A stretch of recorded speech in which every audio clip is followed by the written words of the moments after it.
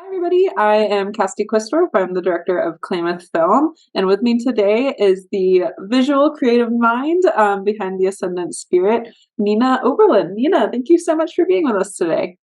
Thanks for having me. I appreciate it. Yeah, absolutely. So Nina, this is such a fascinating, very cool, like trippy, beautiful, animated music video. So how did you kind of go about taking the music and turning it into this visual representation? Well, that was an interesting process because Todd, he's the producer of Withering of Light, is his music. He sent his music over to a friend named Sean, and then he went through and created 86 images. What inspired him based on the music. So Wow. then they sent me the music in 86 images, which that's like a lot of artwork for a very short amount of time. So it's kind of weird. I actually printed all the pictures and took over my living room and pasted them all over the floor Yes. and kind of just went through and found, okay, this I think should start. This is where I should end.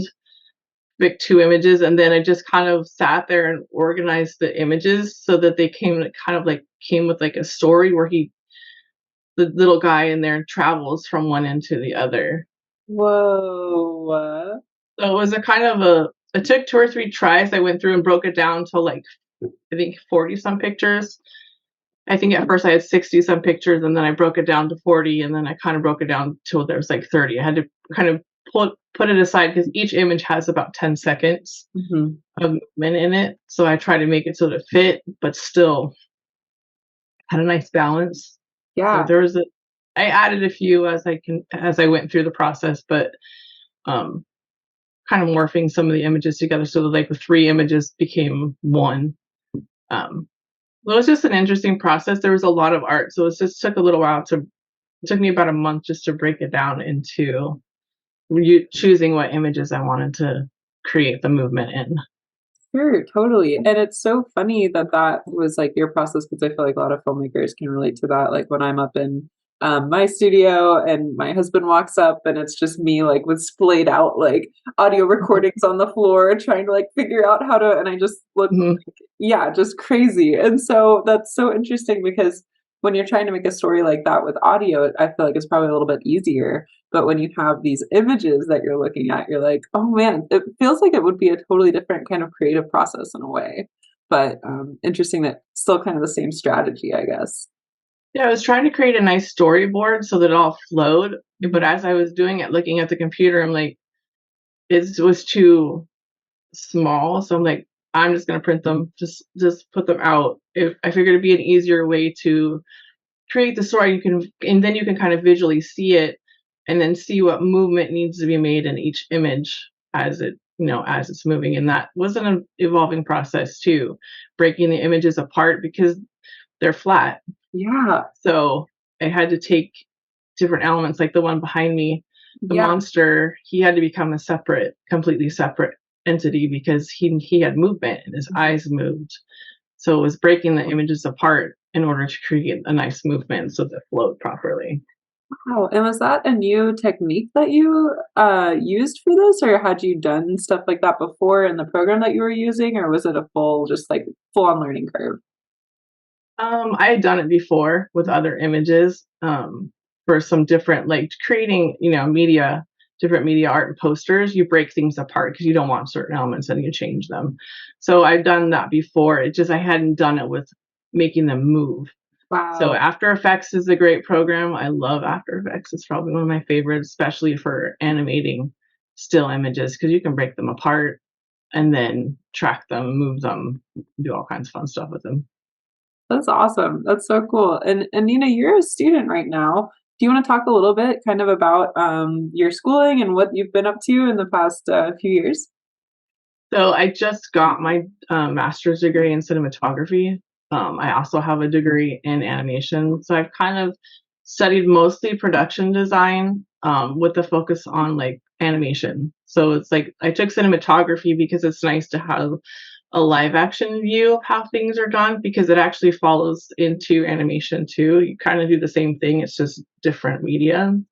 Right now, I'm actually getting my PhD in art theory and philosophy.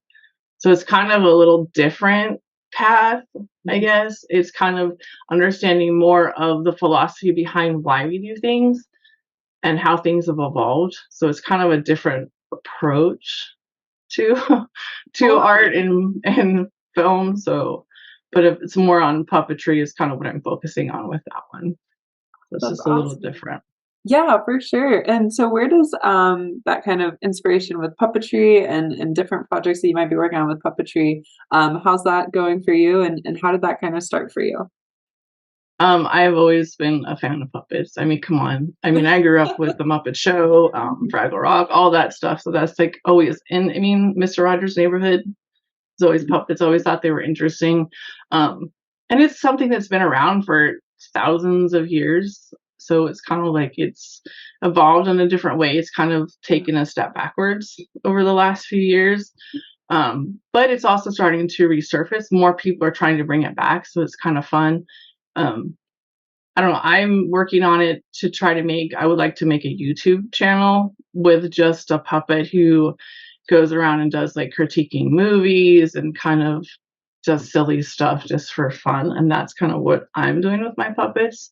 Um, it's just a process. There's a lot of building for sets. It's just like doing animation. You have to build the sets, you have to build the background, you have to get all the stuff going and then have everything organized. So it's just a process. Yeah, absolutely. And you're traveling to Indiana this coming up as well for a museum kind of exhibit with miniature puppets. Is that right? Yes, it's Evansville, Indiana. So they have a it's a lacrocrosse gallery. It's hard to say the name. So it's a little tiny box. It's about 20 inches by 10 inches tall by 6 inches wide. So the puppets that I'm building, there's a set. So it's a miniature set. It's a castle with trees that actually have to fit inside that box. And the puppets are about 3.5 inches tall themselves, and then they have their little marionettes, and they're all working. They actually work. They're functional marionettes, but they're just miniature.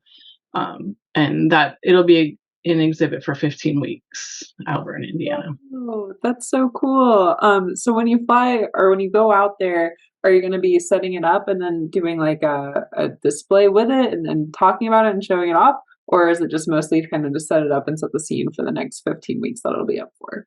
I'm setting it up. While I'm there, I'll do an artist talk. They want to know about how things were made. I'm also doing there'll be a QR code on the box to where they can go and listen to the story. So I'm actually creating a script to do kind of the story so they can actually listen to what the story is while they're observing. I mean, they don't get to see the movement and stuff, but at least they understand like the inspiration for what it is, and it just doesn't have no context.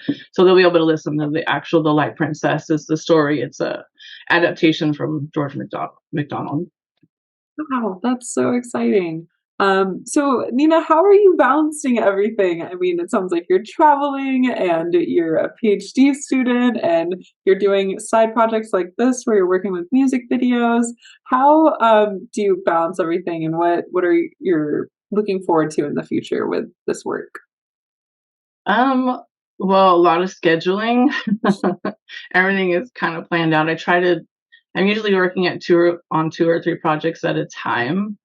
So it's kind of I spend a couple days doing one, a couple days doing another, and then a couple days doing another. My schooling, which is nice, we only have classes once every 2 weeks. Mhm. So it's kind of like there's a lot of reading. So I read in the evenings and then do my classes on that. But then we have to write papers, which is it's only one is due each term, so it's not too bad. You know, it's 15, 20 pages. It's not that bad to write. Mhm. Um, so I'm working on actually building. We built the studio over the summer. We're trying to get it finished for the winter so I can actually move all my stuff outside instead of always working in the garage. Wow. Um, so kind of working on that, but I want to just keep pursuing and doing production design with sets and animation, working with different friends to get new stories and just more stuff to do. So I'm not always just doing my stories. I want to do other people's stuff. Yeah, absolutely. That's so cool. And I should say, on top of that, you're also a Klamath Film board member. So we super appreciate all of your volunteer hours and work. And, we got to meet last year at the Klamath Mhm. Independent Film Festival, and you were such a huge help as a volunteer then as well. So major shout out to you, Nina, and your dedication to the craft. It's been so fun to see the different projects that you're working on, and I'm excited to see some of the more puppeteering work that you come up with and all this awesome stuff you have on the horizon. Sorry, I have a little friend who has to join. Especially with your coworkers. Yeah, he's usually on my lap everywhere I go. Oh, No, thank you. I appreciate it. And it was actually a lot of it was a blast meeting you guys last year at the festival. It was a lot of fun. yeah, it was awesome. So I'm looking forward to this year. It'll be great. I wish I had one of my cats to show off right now as well. They're not quite lap cats. I mean, I try, but they mostly just um, knock over water while I'm doing these interviews. So a little less. Well, my other one, he hasn't come in yet. He is usually the one that comes up and steals things off my desk, and he's like a terror. So Oh my gosh, so cute. Awesome. Well, Nina, thank you so much for all you do for Klamath Film and also for being a part of the Independent Film Festival this year. We so appreciate it and are so excited to have your work online available for people to watch. thank you. I'm glad for everyone to be able to see it. Yeah, awesome.